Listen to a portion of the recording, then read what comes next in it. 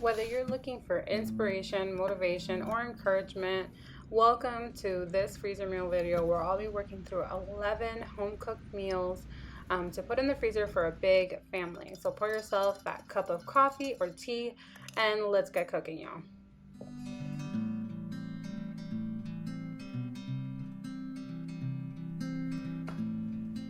So first things first is doing the dishes, starting with a clean slate in the kitchen. It's something that my parents have always tried to instill in me. I don't always do this perfectly, but in this case, I knew I was going to be cooking a large meal, so I wanted to make sure I went ahead and cleaned up and made sure everything was nice and open and clean for me to go ahead and use. Don't you wish that you could wash dishes as fast? I know, I wish I could. So the first thing that we're going to go ahead and do is I actually saved some money on a very large roll of ground beef. And so what I'm going to do is I'm going to cut it into even parts and guesstimate a pound each. As you can see, I used a handy dandy corn can to divide it up into 5 pieces, and then in those 5 pieces I divided those in half. And so then I had, voila, guesstimated pound pieces each, a lot cheaper than buying per pound of ground beef. And I went ahead and prepped them. I put some away in bags, and then I kept some out to go ahead and make some of the freezer meals that you're going to see ahead. Before we get too far in the video, I just want to let you know that any and all recipes that were used, even though I definitely don't use measuring tools as I probably should, but all recipes are going to be linked down below, as well as the chapters to this video will be down below, so you can skip ahead or go back however you'd like to go to specific recipes, or if you saw something that you really wanted to see again, it'll be all linked in the description box below. All right, so our first freezer meal. These are actually 2 freezer meals. I put 2 pounds of ground beef in here, and then I went ahead and added a can of tomato sauce. So this is a hack that I just found out about. I'll have to find the link and put it below. Instead of using water to make the taco meat, use tomato sauce and then add the taco seasoning. When you go to freeze it, instead of having water in there, which is not great for reheating, you'll have tomato sauce, so it'll be nice and extra juicy. So while I have this taco meat simmering, I went ahead and started prepping for the meat sauce for my pastas. So you can see the tears, inevitable. Got the onions nice and cut and ready to go, and then I'm gonna go ahead and put some garlic in there once I finish pouring this taco meat, now that it's done, into this bowl to cool, because I definitely don't want to put that directly into a Ziploc bag for freezing.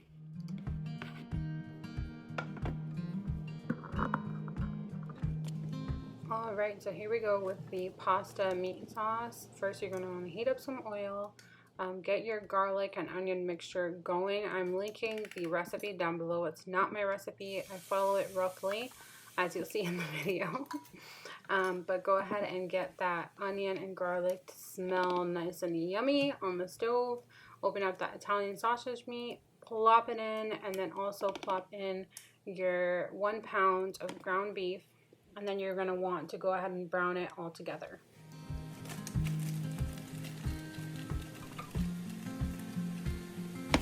While I have this browning on the stove, I wanted to take a brief moment to introduce myself. Hi, I'm April. And you're watching my channel, Faithful Over Little, where I try to inspire and encourage women just like me to be faithful over the little that God has given them in their homes and in their lives.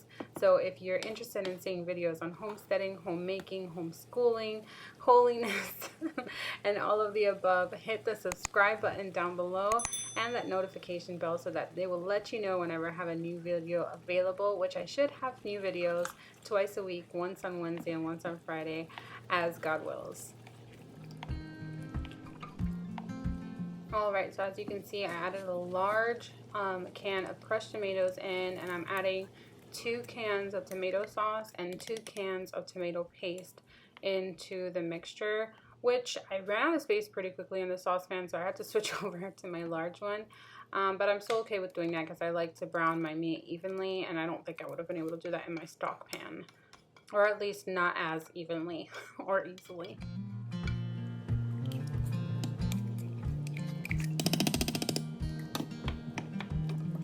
So here's where I start going off the res. The first thing I added was what the recipe asked for, which is about 2 tablespoons of sugar. After that, I kind of just eyeballed everything.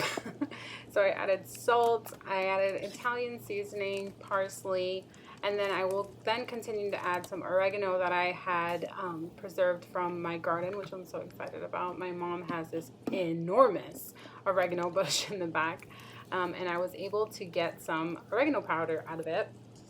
So I added that to taste as well. I then tasted it. It was a little off, so I added yummy garlic powder, tasted it again, and voila, it was exactly how I liked it. Put it on low to simmer and started with my other meals. And this is a fun little shout out to all the Puerto Ricans that have food inside their butter tubs. So here I am sauteing up some sofrito. Sofrito is like a mixture of onions, tomatoes, garlic, peppers, and herbs that a lot of Caribbean Latinos use as a base of their dishes. I sauteed it up a little bit first, and then I added my ground beef and some tomato sauce, and I'm gonna mix it up and brown. And while that's browning, I'm gonna go ahead and start putting the cooled taco meat into the Ziploc bags. Be sure to wait for it to cool before you add meat into the bags. So I love making freezer meals like this. You can do these if you know maybe you're pregnant, maybe you have some illnesses that you know that you're not always going to be able to cook. Maybe you're a busy mom, maybe you're a working mom. You just have a lot going on and you want to make sure that you're eating homemade meals and not eating out for your budget or for your health. Freezer meals are a really great way to tackle that because you can go ahead and cook them one night a week, maybe 2 nights a week, then put them in the freezer, and throughout the week you'll have something to eat that's homemade and a lot cheaper. So to finish off that Latin-inspired ground beef that I was making, I added sazon, adobo, salt, and some chicken bouillon to taste. And then just let it simmer in that flavor and let it cool after that to get ready for its bag. For this next bag, I went ahead and put in some chicken breast. I am rubbing in some dry rub from Aldi's that is so good. Both of the dry rubs that I'm going to show you in this video are wonderful, and they're both from Aldi's. And then I went in and put my preferred barbecue sauce into this bag. I'm going to smush it all up, and then it's ready to freeze.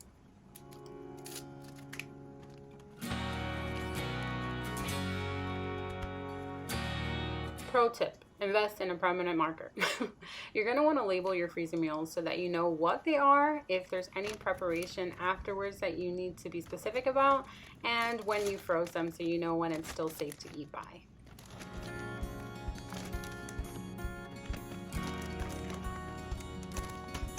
For these drumsticks, I really love using this original dry rub from Aldi's on them, just the dry rub and a little bit of olive oil, because I will bake these in the oven later and they will taste so good.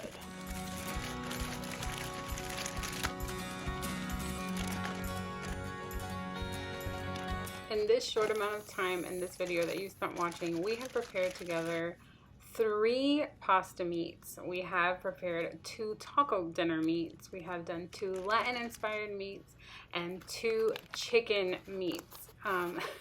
Chicken meats, I don't know if you want to say that, but anyways, to put in the freezer so that we can cook later. Right now, I'm going to show you how I do my cornbread casserole. The day after this video, I was going to a friend's barbecue and I wanted to make sure I brought something yummy and tasty. So this is the casserole I usually make. So I do a pretty much tweaked version of the Paula Deen's cornbread casserole recipe. The only things I kind of change up for her recipe is, well, firstly, this is a double recipe, I guess you can say. I doubled up here because I have 1 serving for the barbecue I'm going to and then 1 for my house because my family loves this recipe as well. I like to add in an extra box of Jiffy because I don't like how moist it comes out when I do it just how Paula Deen does it. And then for the butter, I love to add honey into it. In this video, I will show you how much honey I added at first, but I ended up adding just a little bit more, and then you're just going to mix it into your batter before putting it into the oven. I don't know about y'all, but honey butter is honestly my secret sauce. Like, if you put honey butter in things, it will automatically make it better. I promise you. Also, is this just a Puerto Rican thing, or is this in everybody in the US stores all of their baking goods stuff inside of their oven? Leave me a comment down below. Do you store it there, or do you use your cabinets for that?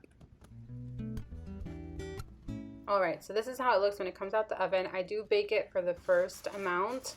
I then wrap it up and put it in the freezer. When you're going to want to serve it, you're going to add cheese and then bake it for the remainder of time that it's left. And clean kitchen. I wish it was that easy. Well, that was night one. I went ahead and resumed the night after, but here we have 2 side dishes. We have 3 in that meat sauce. We have 3 dinners, and then we have like 7 or 8 other meats ready to go. That's amazing. And it was 3:54 in the morning. So here we are a day or 2 later, because I think the next day was Sunday and we had our barbecue. So I went ahead and put the lasagnas together. We ate lasagna that night, and then I had 2 baked rotinis that I put together, which are pretty cut and dry and ready to do. So here I prepared the ricotta. So you're going to want to prepare the ricotta, add in an egg. Also, you're going to add in the parsley and the salt for taste, and then mix that all up, and you'll have that for your mixture for the ricotta for the lasagna.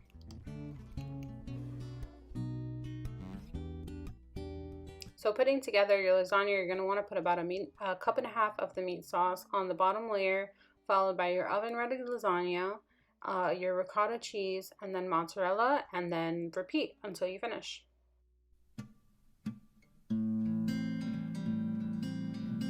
I hope you liked this video. If you do, don't forget to hit the like button, subscribe, and the bell for notifications. But man, it's taken me so long to post a video like this. I have wanted to make videos on home baking, on homesteading, on all types of skills that I've wanted to grow in for so long, but I haven't because of perfectionism, because I've wanted to show up in the most perfect form, the most pretty form, the most healthy form, the most budget-friendly form, and sometimes that just isn't real life. Real life is taking steps in the right direction and making small changes to get you the results that you want. You don't get to start at the end, at the finish line. So I hope that doing these videos in these imperfect state, in the moments where I'm trying to take steps forward, encourages you and motivates you to just take those steps and just be faithful over the little that God has given you.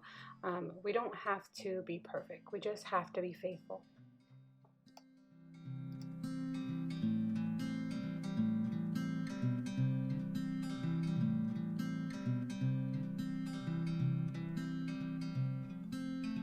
So once you've put all your layers in, you're going to want to add a layer of Parmesan on top, and then cover that baby up with some aluminum. You're actually going to want to probably double aluminum all of the ones that you're putting in the freezer. As for this one, I was putting it in the oven directly to eat for dinner. And here is the baked pasta. So I have 2 servings of this one for our large family. This one's pretty cut and dry. Boil up some of your preferred pasta, and then we're going to go ahead and put it in the dish.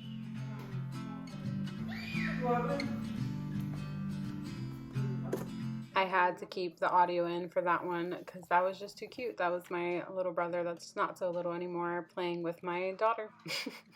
So with the baked rotini, I chose rotini. It was just at the dollar store. It was $1, and like I said, budget friendly, inflation, all that stuff.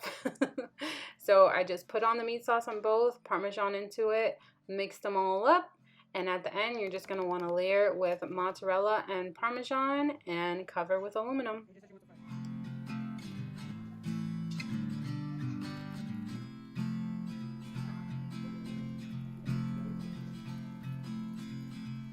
Whoops, I almost forgot to add that I also added some parsley on top for flavor, but that's up to you if you want it or not.